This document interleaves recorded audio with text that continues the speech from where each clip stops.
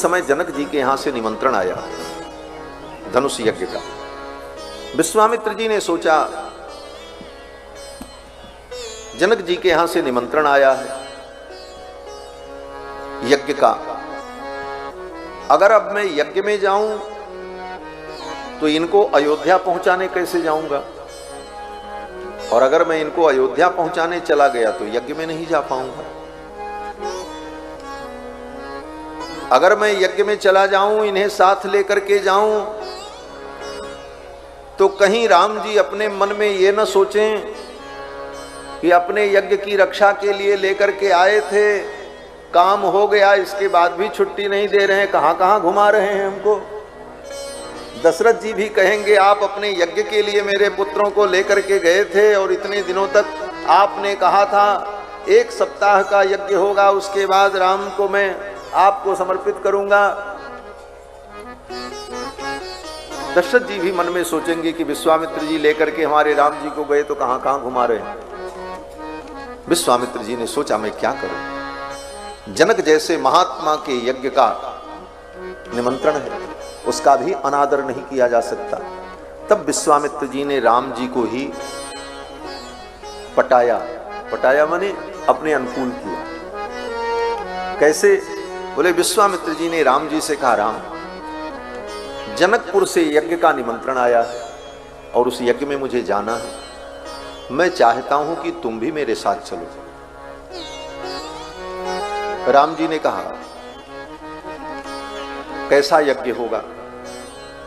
विश्वामित्र जी ने कहा देखो, एक ब्राह्मण के यज्ञ को आपने पूरा करा दिया, अब एक क्षत्रिय के यज्ञ को भी चल करके पूरा करा दो। आपके द्वारा ही तो यज्ञ की पूर्णता होती है। यज्ञ से आपका प्रादुर्भाव है और यज्ञ की आपने रक्षा की, यज्ञ से प्रकट होकर एक ब्राह्मण के यज्ञ की आपने रक्षा की, अब एक क्षत्रिय के यज्ञ को भी पूर्ण करा दो और वहां मेरे साथ चलोगे तो वहां तुम्हें एक अद्भुत धनुष देखने को मिलेगा। ये लालच दिया विश्वामित्र जी ने राम जी को। जैसे बच्चों को कहीं अपने साथ ले जाना हो तो बच्चे को बताओ चलो मेरे साथ, मैं तुमको खिलौना दिलाऊंगा, मिठाई खिलाऊंगा, ये चीज तुमको दिला दूंगा, तो बच्चा कहता हाँ चलो चलो। कोई वस्तु का लालच दिखाकर बच्चे को अनुकूल करके व्यक्ति लेके चला जाता है। विश्वामित्र जी ने भी कहा चलो राम मेरे साथ, वहां तुमको एक अद्भुत धनुष दिखाएंगे। कैसा धनुष? राम जी ने कहा हमने तो बहुत धनुष देखा है, हमारे तो खानदान में यही सब होता चला आया है, धनुष बाण, लड़ाई, युद्ध, हमको नया धनुष आप क्या दिखाएंगे? तो विश्वामित्र जी ने कहा राम अद्भुतम च धनुरत्नम, अद्भुत धनुष, धनुष नहीं धनुषों में रत्न है, वो धनुष तुमको देखने को मिलेगा। अद्भुतम च धनुरत्नम तत्र त्वं द्रष्टुमर्हसि, वो कैसा धनुष है? विश्वामित्र जी ने कहा राम वो धनुष कोई ऐसा वैसा नहीं है,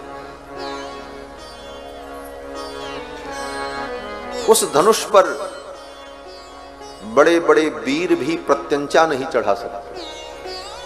नाश्च देवा न गंधर्वा नासुरा न च राक्षसाः, देवता गंधर्व यक्ष किन्नर कोई भी उस धनुष पर प्रत्यंचा नहीं चढ़ा सकता, इतना अद्भुत वो धनुष है।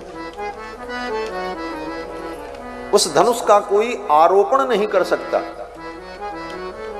न सेकुरारोपयितुम राजपुत्रा महाबला। राम जी ने कहा वो धनुष फिर तो कैसा होगा? ऐसे धनुष पर बाण जो चलते होंगे वो बाण कैसे होंगे? अब तो राम जी के मन में कुतूहल हुआ कि हम भी तो देखें ऐसा धनुष जो बड़े बड़े वीर जिस पर प्रत्यंचा नहीं चढ़ा सकते। न देवा न गंधर्वा न यक्षाः न च राक्षसाः। इस कुतूहल के परवश राम जी धनुष देखने की इच्छा से विश्वामित्र जी के साथ मिथिला जाने को तैयार हुए। मिथिला ले जाने के लिए यही उपाय ढूंढा विश्वामित्र जी ने। विश्वामित्र जी ने कहा राम मेरे साथ चलोगे तो ऐसा धनुष तुमको देखने को मिलेगा। राम जी ने कहा हाँ हम चलेंगे, देखेंगे। धनुष यज्ञ सुनि रघुकुल नाथा, हरसि चले मुनिवर के साथा। धनुष यज्ञ सुनि रघुकुल नाथा, हरसि चले मुनिवर के साथा। धनुष यज्ञ सुनि रघुकुल नाथा, हरसि चले मुनिवर के साथा। आश्रम एक दीख मग माही, खग मृग जीव जंतु तह नाही। आश्रम एक दीख मग माही, खग मृग जीव जंतु तह नाही। पूछा मुनि शिला प्रभु देखी, सकल कथा मुनि कहा बिसेखी। पूछा मुनि शिला प्रभु देखी, सकल कथा मुनि कहा बिसेखी। सकल कथा मुनि कहा बिसेखी। गौतम नारी शाप बस, उपल देह धर धीर। चरण कमल रज चाहती, कृपा करहु रघुवीर। कृपा करहु रघुवीर, कृपा करहु रघुवीर। विश्वामित्र जी के साथ भगवान चल पड़े मिथिला के लिए। इस यात्रा में रास्ते में विश्वामित्र जी ने भगवान को अनेक कथाएं सुनाई। कथा सुनते सुनते यात्रा सुखद बन गई। यात्रा में चलो तो कुछ सुनते हुए चलो तो यात्रा बड़ी सुखद होती है। आज भी लोग गाड़ी में चलते हैं तो गाड़ी में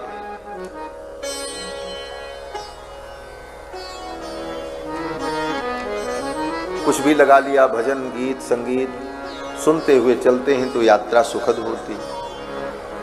भगवान भी जब चलते हैं तो विश्वामित्र जी साथ साथ में सब कथाएं सुनाते हुए जा रहे हैं, इसलिए यात्रा में पता ही नहीं चला इतनी बड़ी यात्रा कैसे कर ली, सुखद हो गई यात्रा। मिथिला के जब उपवन में पहुंचे तो वहां पर मिथिलोपवने तत्र आश्रमं दृश्य राघव। मिथिला के उपवन में, मिथिला की सीमा में, जहां पर विश्वामित्र जी अपनी मुनिमंडली के साथ ठहरे, वहां पर एक आश्रम दिखाई पड़ा। कैसा आश्रम? बोले पुराणम निर्जनम रम्यम। बहुत पुराना आश्रम था लेकिन निर्जन था, वहां कोई रहता नहीं था। रम्यम, बड़ा रमणीय था, लेकिन वहां पर कोई जीव जंतु भी नहीं थे। जीव जंतु खग मृग तह नाही। इतना शांत एकांत आश्रम था, वहां कोई रहता ही नहीं था। राम जी ने देखा आश्रम एक दीख मगमाही, जीव जंतु तह खग मृग नाही। राम जी ने विश्वामित्र जी से पूछा, गुरुदेव ये किसका आश्रम? श्रीमद् रामचरितमानस में गोस्वामी तुलसीदास जी ने इस प्रसंग का जो वर्णन किया है, वहां पर वर्णन करते हैं कि राम जी ने देखा एक शिला वहां पर थी, बहुत बड़ी पत्थर की। राम जी ने उस शिला को जब देखा तो राम जी ने विश्वामित्र जी से पूछा कि ये शिला कैसी? विश्वामित्र जी तो आगे निकल गए थे, राम जी पीछे थे, पीछे पीछे चल रहे थे। विश्वामित्र जी तो आगे निकल गए, राम जी पीछे थे। राम जी ने पूछा, गुरुदेव ये शिला कैसी है? तो विश्वामित्र जी घूम करके लौटे और विश्वामित्र जी ने उस शिला को देखा, फिर राम को देखा।